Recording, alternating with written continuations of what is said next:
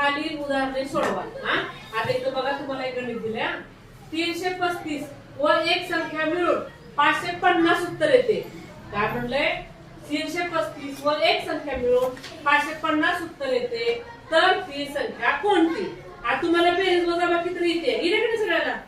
सगळ्याला बेरीज वजाबाकी येते। मग आता इथं काय दिलंय? एक संख्या दिलंय आणि दुसरी संख्या आपल्याला काढायची आहे आणि त्याचं उत्तर किती आहे?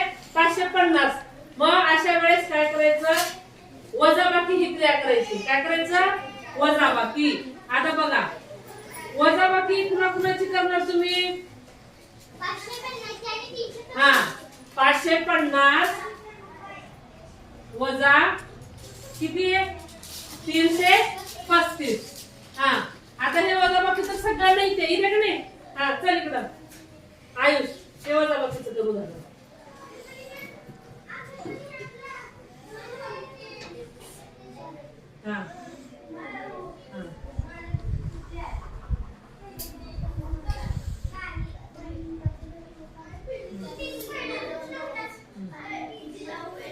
बघा किती आलं? 215।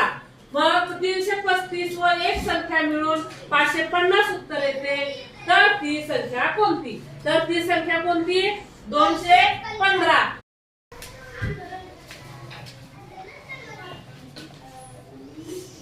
बघा आता काय करायचं? 335 अधिक 215 करा बरं।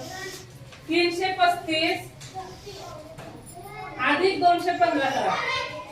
किती आलं उत्तर? 5 आणि 5 10 0, 4 ला 1, 3 आणि 4 1 5, 3 आणि 2 5, 550। कळलं का?